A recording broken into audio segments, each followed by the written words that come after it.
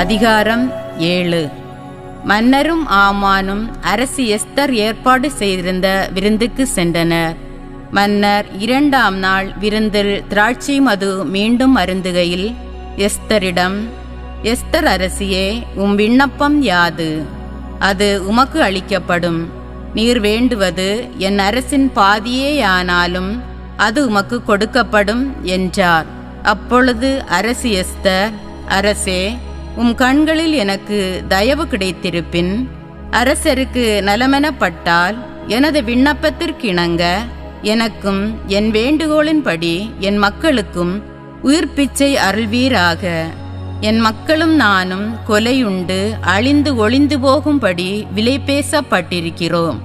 ஆண்களும் பெண்களுமாக நாங்கள் அடிமைகளாய் விற்கப்பட்டிருந்தால் கூட நான் மௌனமாய் இருந்திருப்பேன். ஆனால் மன்னருக்கு உண்டாகும் இழப்பிற்கு எந்த எதிரியாலும் ஈடு செய்ய முடியாது என்று பதிலளித்தார். மன்னர் அகஸ்வேரு அரசி எஸ்தரை நோக்கி, இப்படி செய்தவன் யார்? தன் இதயத்தில் செருக்குற்று இவ்வாறு செய்யும்படி நினைத்த அவன் எங்கே என வினவினார். எதிரியும் பகைவனுமாகிய மனிதன் இந்த ஆமானே, இவனே அந்த தீயவன் என்று எஸ்தர் பதிலுரைத்தார். இதை கேட்ட ஆமான் மன்னருக்கும் எஸ்தருக்கும் முன்பாக பேரச்சம் கொண்டான்.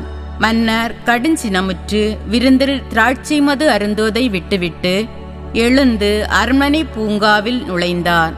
தன்னை அழிக்க மன்னர் முடிவு செய்துவிட்டார் என்று கண்ட ஆமான் அரசி எஸ்தரிடம் தன் உயிருக்காய் மன்றாட எண்ணி பின்தங்கினான்.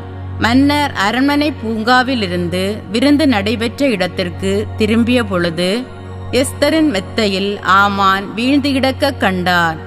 என் அரண்மனையில் நான் இருக்கும் போதே இவன் அரசியை கெடுப்பானோ என்ற சொற்கள் மன்னரின் வாயினின்றி வெளிப்பட காவலர் ஆமானின் முகத்தை மூடிவிட்டனர்.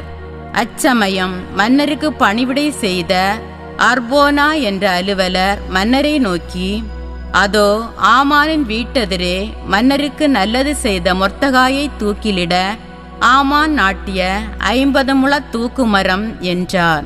அதற்கு மன்னர், அதிலேயே அவனை தூக்கிலிடுங்கள் என்றார். மொர்தகாயை தூக்கிலிட அவன் நாட்டிய தூக்குமரத்திலேயே ஆமான் தூக்கிலிடப்பட்டான். மன்னரின் சீற்றமும் தணிந்தது.